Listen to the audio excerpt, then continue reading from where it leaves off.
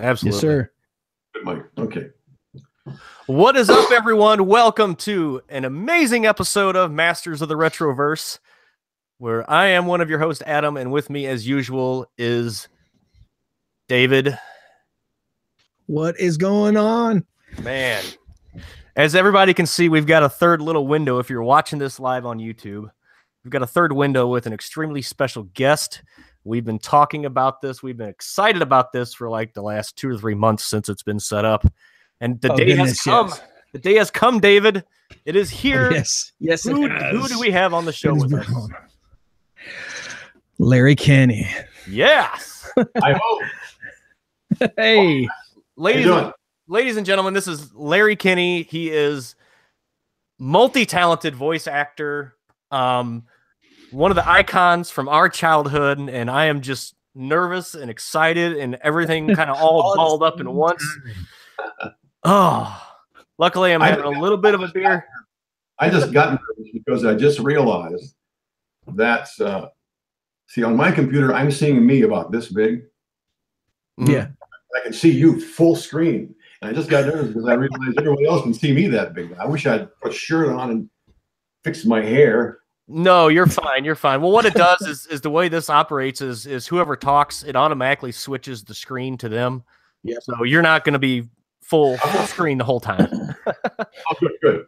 So I can pick my nose and stuff like that. Okay. Hey, you know what? You're Larry Kenney. You can do whatever you want. Whatever. Just do it. Yes. So I like all your toys and collectibles, by the way. Oh, thank you. Which one, him or me? Both of you. You move your head, David, just a little bit. Yeah, there you are. I think I see Lionel. There he is. Yeah. Why don't you get that down there, David? Adam, I don't see any Thundercats. I still got them boxed up. I'm going through all of my old toys, and I don't want to hear it. Yeah. You don't have Thundercats toys? Does it make you feel better? I'll just take He-Man and toss him aside. There you go. Just Lionel would. I love it. So this is a great honor to be sitting here with somebody that was such an inspiration to us as kids. Thundercats. I know David and I were both huge fans. I mean, Saturday mornings that was it. We were watching Thundercats and Silverhawks and all the good stuff from the mid '80s. So, David, I'll go ahead and let you kind of kick off what you want to talk about. Okay. Yeah. Before you do that, you still hear me? Go ahead. Absolutely. Good, because the light went off on my microphone. Okay, go ahead. Okay.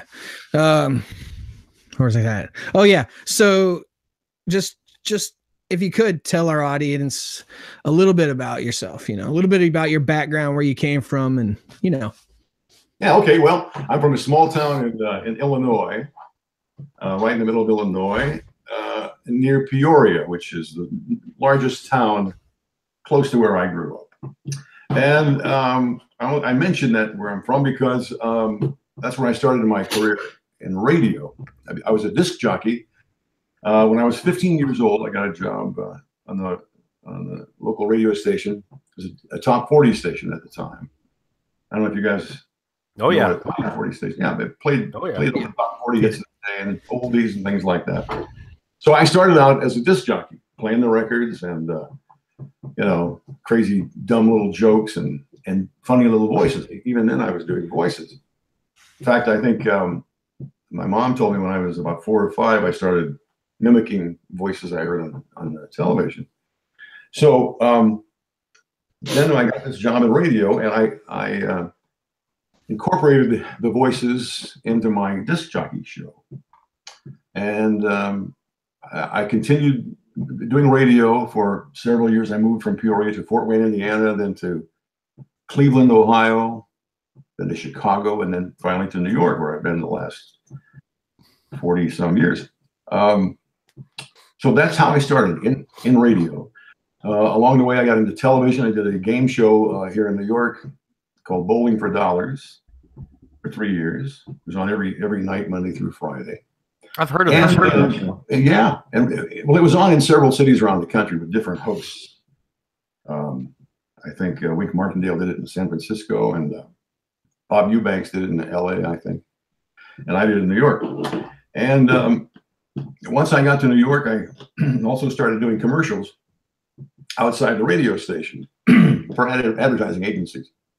And, I also could incorporate the voices into the commercials when I called for it,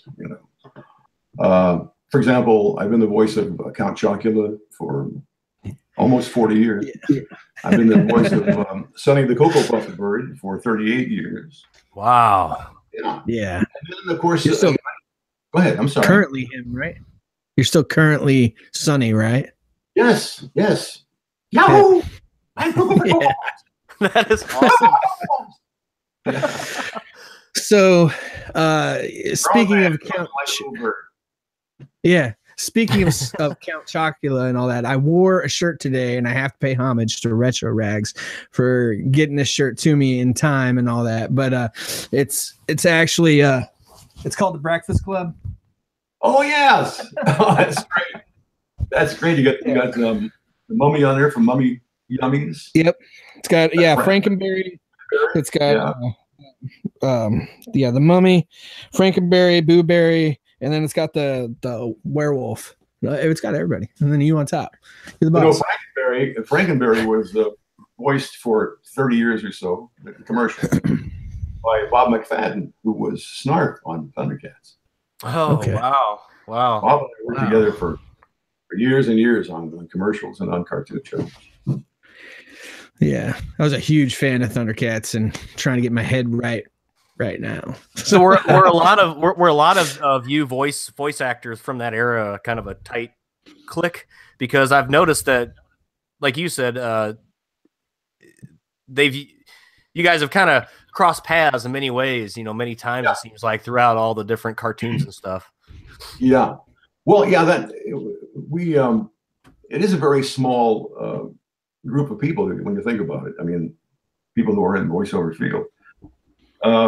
At least it used to be. Now with the advent of internet and things like that, almost anybody can audition for commercials, on their home on the computer and their home microphone. But back in the mid '80s, there was a relatively small number of people who were doing commercials. Back in those days, big stars didn't do commercials. It was beneath them. They thought it was, they didn't want to be seen or heard doing a commercial. Oh yeah. A lot of the big stars back then would, like Frank Sinatra, would do commercials for cars and things in Japan. But he had the caveat that those commercials could never be shown in the United States. Because, really? Yeah. Well, now of course all the big stars are doing animated films, and cartoon shows, and things like that. So to answer your question, was it like a little clique of us, a little clique of us? Yeah, I would say that, because you got to know everybody in the business, and especially in the case of Thundercats, virtually the same cast of Thundercats, the 5 of us or 6 of us that did Thundercats, also did other Rankin Bass productions like Silverhawks, Tiger Shark. We did a show called, it was a Saturday morning cartoon show called Comic Strip. There were 4 30-minute shows during that. And then we did animated holiday specials for Rankin Bass too. So that little group of us, me and Peter Newman, who was Tiger, Lynn Lipton, who was Chitara, Earl Hammond, who was Mum-Ra, Earl Hyman, who was Pantro. We all worked together on all those series. That took a period of about 3 years to record all those things. So we became a really tight group, like a family almost. Who was Jackalman again? Who was Jackalman? Me. I was. I love it. Let's get the Thundercats. Yeah. Yes, it is.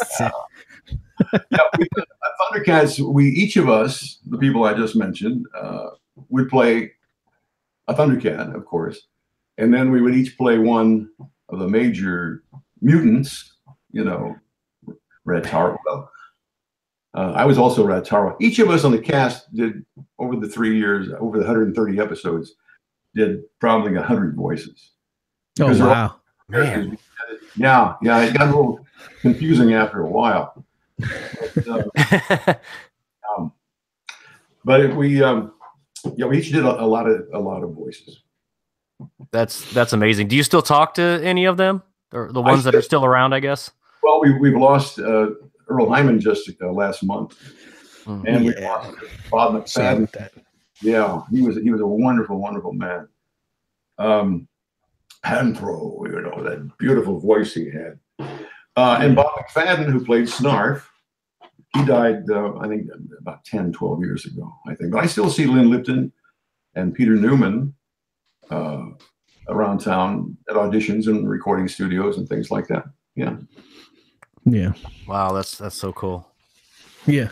I was watching a whole bunch of your interviews and all that stuff in preparation for this interview. And it's like, there was not any question that I couldn't ask that hasn't already been asked.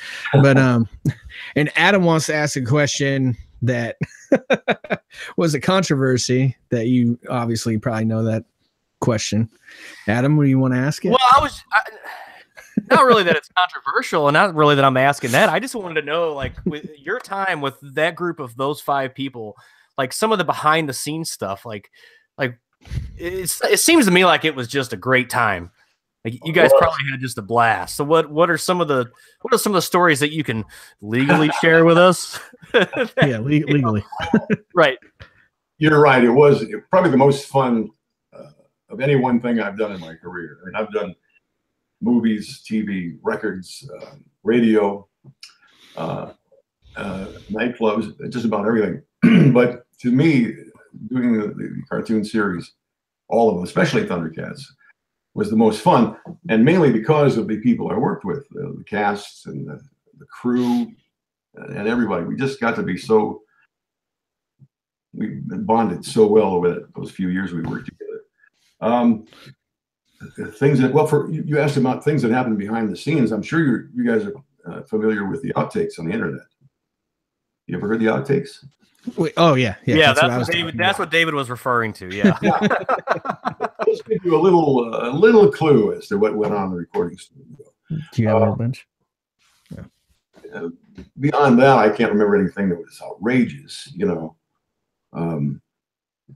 But I remember when my son first told me that the outtakes were on the internet, I nearly fell down because I thought, oh my God, the kids who watch that show are going to be so upset with that language and stuff. And my son said, Dad, those kids are 30 years old now. Right. That's the stuff that we want to see. Like we love seeing that. They're going to eat this stuff up. So yeah, he was right. I've never gotten an email that where somebody was upset about any of the outtakes. Well, to be honest with you, that's the side of voice actors that we like to see, because we see you guys as your character, we hear you guys as your character. We don't get to visualize you, and to see you kind of out of your element a little bit like that it's just really neat. Yeah. It was definitely eye-opening. The first time I saw it, I actually found it quite entertaining. I didn't mind it. It just proves that everyone's human. Yeah. Well, I've always been a little bit regarding Thundercats and the other shows. I've been very, very protective of the legacy. And the show meant so much to me, and I mostly because I know what the show meant to the fans in a lot of different ways, because I received letters and now emails, of course. But even before there was email, I would get letters from people who told me that maybe they didn't have such a good childhood, and some of them would go into detail, and it wasn't, kids who were abused and abandoned and things like that. Who would say things like, that 30 minutes a day when I sit down and watch Thundercats, all my troubles are gone. So yeah, and people of all walks of life to this day tell me that they feel like they got a little compass in life from Thundercats. The moral code, code of Thundera. So I've always felt very, like I said, protective of the legacy. And that's why I got so upset when I first heard about the the outtakes. You know, I didn't want people to hear that and then start thinking what a bunch of foul mouths we were and stuff like that. And also I got a call one time to do Lionel on Family Guy for an episode. And I had watched Family Guy and loved it. I thought it's a brilliant series. But it also was pretty raunchy, you know, in terms of language. And so at first I told my agent, I don't think I want to do this because I don't know. And my son again said, Dad, you've got to do it. He said, all the big stars are asking to be on that show. It's the show now, you know, for voice people and actors. And I said, well, okay, I'll do it, but have them send me a script because, you know, I got the script and I said, oh, hell no, I'm not gonna. But also too, that's the big show of our generation now. So a lot of the kids that grew up watching you, listening to you on the show, you know, they watched that show. So when I saw that episode the first time, I thought it was just amazing. You know, it just took me back. Yeah. Well, apparently they had used the Lionel character a couple of times before in that show, but Seth MacFarlane did Lionel in those instances. It was just a line or two here or there, you know. Yeah. But so you've seen the one I'm talking about where Lionel and Chitara and Snarf. Well, first of all, I'm sorry. Peter from Family Guy, and I think it was, what's his name, Quagmire. Yeah. Dude's funny. Those two guys, those two guys driving around San Francisco. I don't know why they were there, but they're in San Francisco. And at one point, Peter says, "Boy, I bet you find a lot of strange couples living together in this town, eh?" Shot of Lionel standing in this apartment, just kind of contemplating. And Chitara walks by. She says, "What you doing, Lionel?" And he says, "Or what's the matter, Lionel?" I said, "Oh, nothing really. It's just that I have a feeling that Mum Ra's up to something, and I'm not sure what it is." He says, "Okay, I'm going to the can." So she walks into the bathroom. Lionel looks around, takes out his sword of omens, and says, "What's it?" Door of the bathroom says, "Give me sight, beyond sight." Yes. At which point, Snarf walks by and says, "What you doing, Lionel?" And Lionel says, "Oh, not that. Just you want to get stoned."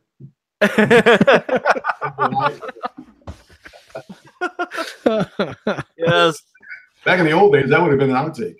Oh yeah. That was great. Oh my God, that's awesome. We have a couple people on chat too, so I actually have my lovely assistant right here, my wife. She's been reading them, and she actually has a question from chat. What is her name? Dana. Hi, Dana. Hi. Hi. What's your question?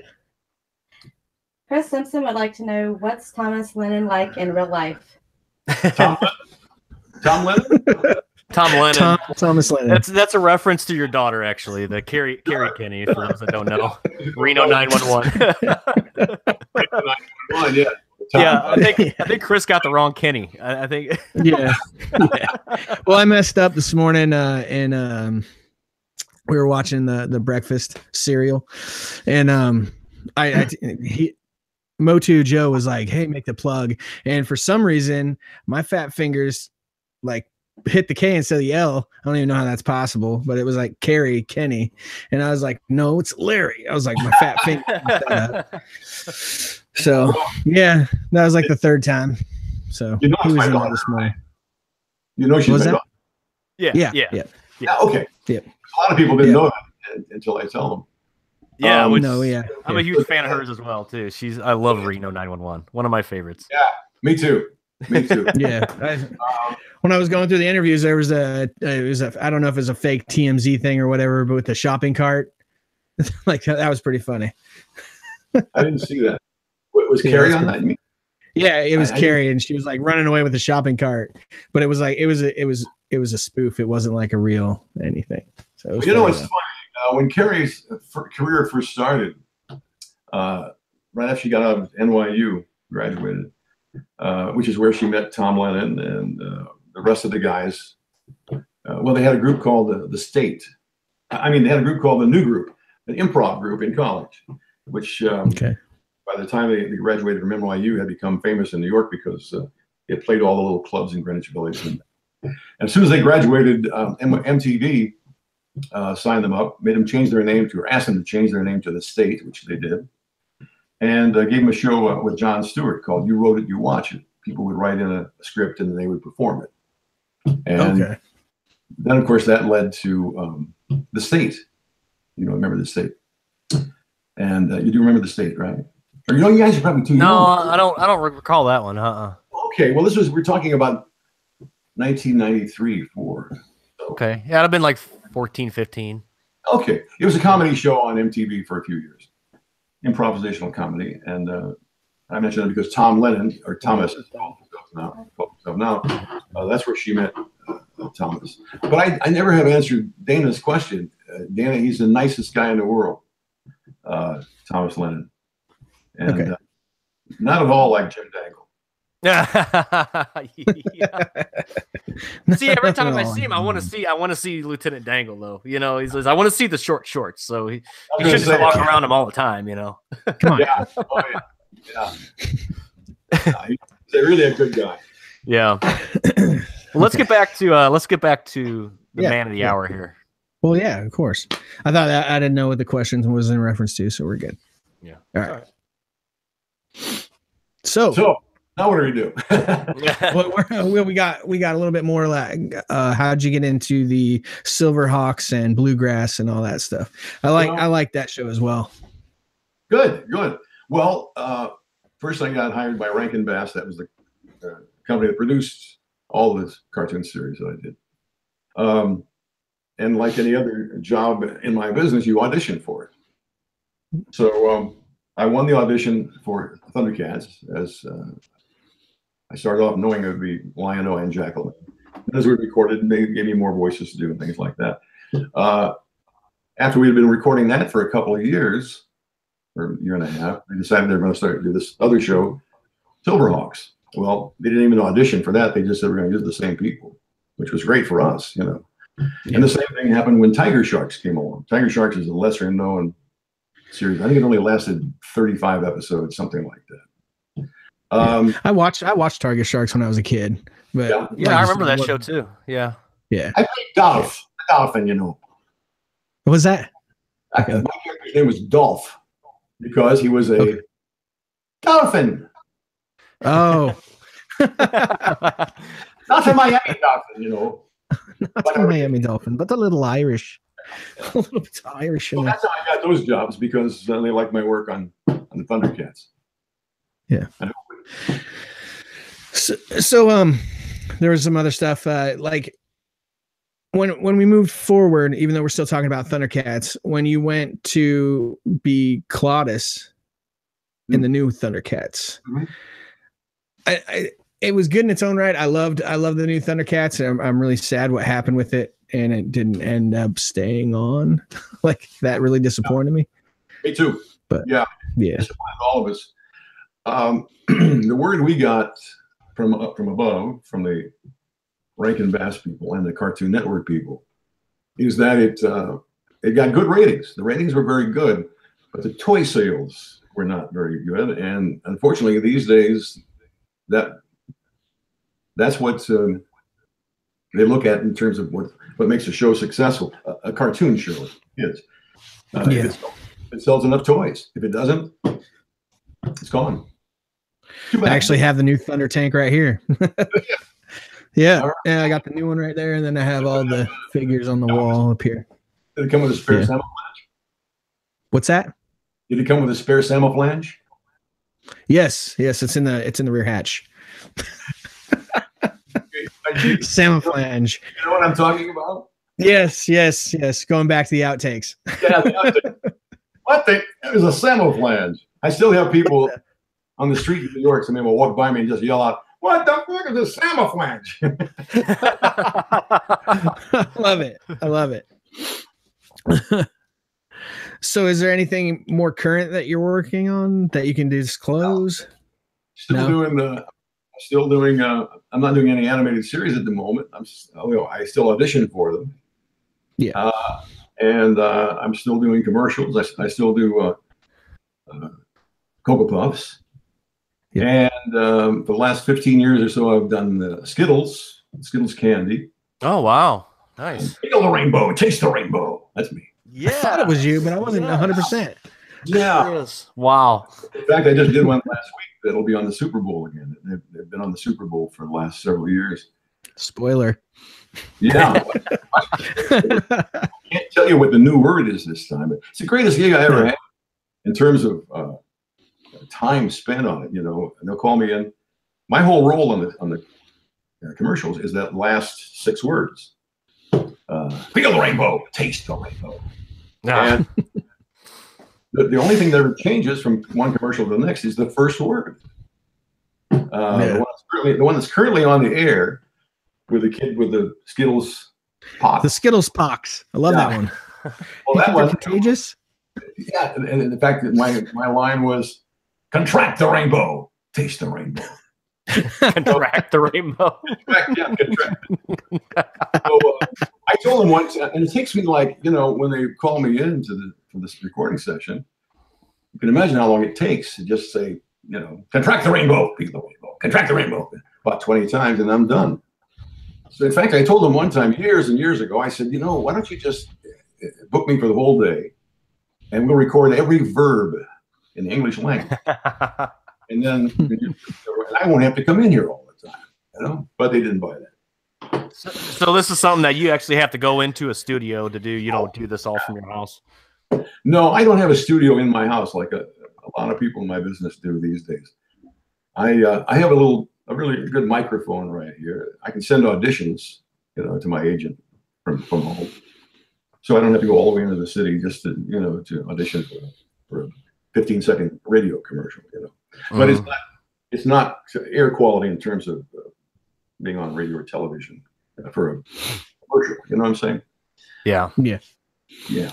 So, did I answer that last question? I don't know. I'm getting tired. Yeah.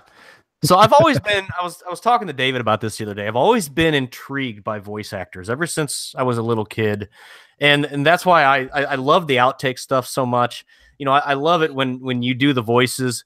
I don't know. It's just something that I've always been just intrigued by, you know, like watching Seth MacFarlane sit there in an interview and do Stewie and Peter and all this stuff, you know, it's just, I love it. I love it. Well, but like you and I was watching something else. Who was it that was, I don't remember who it was, but I love seeing, because you don't, like as a kid, I never knew what you looked like. I never knew who you were. You could walk up to me on the street and I had no idea. Yeah. But as soon as you said that voice, it was just instant. You know, it's unmistakable. So, well, when I was a kid, I was fascinated by him too. I mean, I grew up on Warner Brothers cartoons, you know, and Looney Tunes, things like that, and animated series like Rocky and Bullwinkle, Deputy Dog, and things like that. And so I was always enthralled by voice actors too when I was a kid. I guess that's why I became one. So how did you make that transition though from radio to the voice acting? Like what was it, the Thundercats that did that, or? No, I had been in New York for 10, 12 years as a disc jockey before we did Thundercats.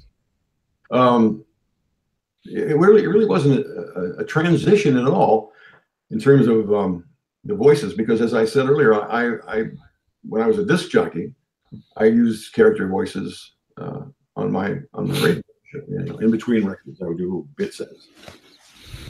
I had a character who was my Big Louie was his name. I had this big cigar in my mouth, you know. And he was my bodyguard and valet and personal assistant and all that. So I would use him as a kind of a foil, you know. Like, Louie, what do you think about this? Don't get me started, but this is nuts, you know, stuff like that. So then transitioning into commercials was really nothing difficult. In fact, it was easier because it was all the stuff was written for me. You know, I just read the script. Whereas on radio, I had to, you know, come up with my own jokes and things like that. So it really wasn't much of a transition. It's all the same, whether you're on camera or not. You're still acting. Mm-hmm. If you're doing a radio commercial, you're still acting. Nobody, just that nobody can see you do it, and you don't have to dress up. I mean, this right. That's my kind of job. That's the way we dress. And just roll out of bed and be like, "I'm here. I'm here. I'm ready to go." Man. Plus, you don't have to. You have to travel. I mean, what am I talking about? I'm losing my train of thought here. I know what it is. You get to dress the way you want, and there's no heavy lifting. Right. Yeah. Except when you go to the bathroom. Don't go there. No, speaking of the characters that you've done, I actually was recently when I was going through everything and like doing my research for this, you did what was it, a skit on MSNBC? Is that right? Yeah, I was with Don Imus for 35 years. Yeah. He had a radio and TV show called Imus in the Morning. He's still on, but I was with him from 1973 till 2008, I think. 11, yeah. 35 years. I remember that. You're a military guy. That's a guy I liked. General Patton. Yeah. Yeah. The people over there in the Middle East, they want a nuclear capability. I say, by God, let's give them one. Send them flying over there in a couple of missiles, and those little dust bunnies will be flying before you know it. That is all. That is all. Of course, I was doing the George C. Scott version of the George Patton. But George Patton didn't really talk like that. He had a little tiny high voice, but it wouldn't have worked, Yeah. So I had the George C. Scott version from the movie Patton. I liked it. That's awesome. Okay. Yeah. So where are we at now, Adam? I don't know. You got the show notes, buddy. No, actually, my wife technically has the show notes, and she's watching chat. There's nothing going on in chat right now. So I know. So with the change of times and everything has changed, Saturday morning cartoons are no more. How has modern day affected your industry? Because I'm sure it's affected it big. You already mentioned, before that, it's not like you go and just audition. A lot of these companies are pulling guys off of YouTube and stuff like that. Yeah. How has that affected you, and how do you see the industry going with voiceover acting? Well, it has changed a lot for a lot of reasons. The internet is a very big reason why. There's less work for each of us because there's so many more people in the business. It used to be a very closed group of people who did all the TV commercials and radio commercials. For one reason, because as I said, big stars want to do them. They thought it was beneath them to do a commercial. And now with the internet, as I said before, anybody who has a microphone and a computer connection, and Google can at least audition for the chance of doing commercials. Mm-hmm. Another thing is, and this is a good reason why there's not as much work for all of us. It used to be mostly guys. Back in the 70s, 80s, and up until probably the early to mid 90s, probably 90% of all the commercials, the announcer parts, were guys. And actresses used to complain all the time. There's no work for us, unless I play a little wife part, or something like that. They wouldn't use women for announcers on cars or airlines or anything like that. This is part cultural societal thing back then. Women were relegated to a secondary status, and now, thank goodness, they're getting a lot more work. And as I said, that does mean that we men are getting less work, but that's all right. That's the way it should be. It should be more equal. Yeah. Well, I've seen other industries go in that route. One of the biggest things I've noticed with the music industry is the internet, because it's not it's not what it used to be. You know, now it's these guys are posting videos. There's some amazing talent out there, you know, but everybody's getting YouTube famous. It's not radio based anymore. You know, with as far as like commercials and stuff like that goes, I'm sure that's changing also because of everything's streaming online now. Like everybody's got Netflix and Hulu, and there are no commercials. So, you know, my kid doesn't get to see, you know, the Nerf gun commercials or the, you know, the whatever toy commercials or even like the cereal commercials like they used to, because kids these days watch YouTube. They don't watch TV. So the commercials are kind of non-existent. Well, that's a very good point. And as a matter of fact, I should have mentioned that as one of the many reasons why there's not as much work for voiceover people, is that the ad agencies and corporations are spending less and less of their advertising dollars on TV commercials because of the internet. Mm-hmm. You know, they'll take a large part of their budget that used to go to radio and TV commercials and put it on YouTube or on, you know, various Facebook, things like that. They use their advertising dollars for that. It's just another. The world changes, you know, it always has and always will. And now they're like 10-second commercials because everybody can't wait to hit that skip ad on, you know, on it. And so the commercials are getting shorter and shorter. So they've got to get they don't have the time, I don't feel, for the personality. They just got to get their message across because they know that person's going to hit that skip button, you know.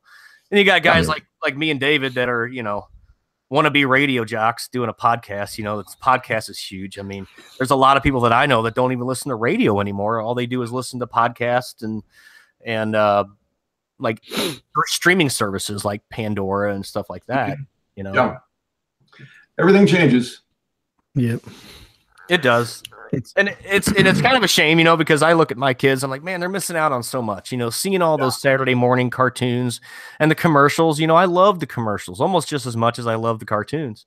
But I'm sure that their generation will probably have changes, and they'll be saying the same thing whenever they're my age about their kids, you know, like, oh, they don't even have YouTube anymore. Like, you know, what are they going to do with their lives? You know, you have to use a remote to turn on a TV. That's archaic. Right. You can't just think about it and it sets to the channel you want it to. You don't have to get up and walk over to the TV. That's what we used to have to do. Yeah. I was the remote. Right. Yep. When I was a kid, Larry, go put on channel 4. And get up, hold them rabbit ears. So the picture Stay right there, boy.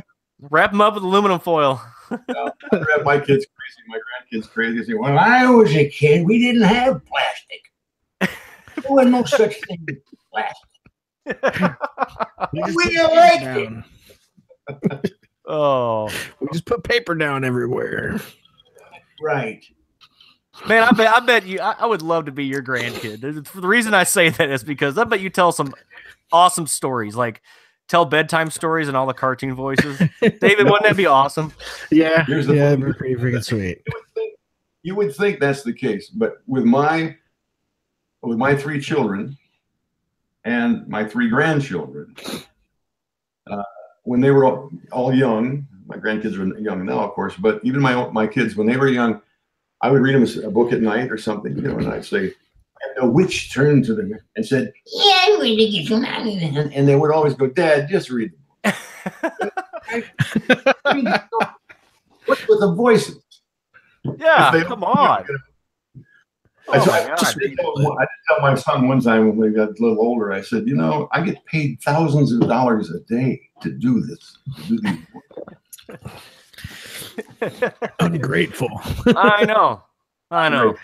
Well, you come over anytime. You can read my kids their bedtime stories. They would love to hear the voices. Hell, you can read me one too if you want. See Adam. He'd have to be full grown in footy pajamas waiting for Larry Kenney to read him a bedtime story. I would be too. In case people were wondering what I'm drinking, a little commercial here. This is called Bai. This is fantastic stuff. That stuff is amazing. I love the coconut. The coconut lime. Coconut is great. Yes. Awesome. Love that stuff. Okay. Yep. Do you have one last question or two? I have eat. Yep. Yeah. We got anything on chat? I don't think we do. I grabbed the phone. We actually covered everything I was talking about in our feed, so I think we're pretty good. Yeah, well, gentlemen, it's been a pleasure. Thank you very much. Thank you so much for coming on. It's been an absolute honor. Like I said, we've been just nervous and excited and everything all at once about this whole thing. But you are just an amazing person to talk to. You're so easygoing. It's been a blast. I've had an awesome time. Me too. This is great. Yeah, thanks. Thank you very much. Thank you guys for being fans of the shows and for watching them all. And to everybody listening to you, I always want to finish up by saying thank you so much for watching and supporting Thundercats and Silverhawks and all the other things, and for buying the cereals. Mm-hmm. Because without the fans, man, if nobody watches it, it's not a hit show, Right. Yeah. But I really have a special place in my heart for people who are fans of my work. Thank you very much. Yes, you've been very generous to come on and share your stories and take your time out of your day and time away from eating your dinner. Hey guys, but been a pleasure. All right. I'll tell you what, if I can just keep you around for 1 second, I'm going to end the show, and I just want to talk to you off the air real quick, if I could. Okay. Outtakes, huh? Yeah, right? Yeah. Well, everybody that is watching live, thanks for hanging out with us. If you want to check it out, you'll be able to see the recorded or video version on YouTube. You can also find the audio version. I should have it up tomorrow or so on iTunes and Google Play on your podcast store, whatever you have. Other than that, that's it. David, you got anything else before we take off? Nope. It was good seeing you guys. Hope to see you soon. Yep. And remember, there's nothing wrong with living in the past. We'll see you guys next week.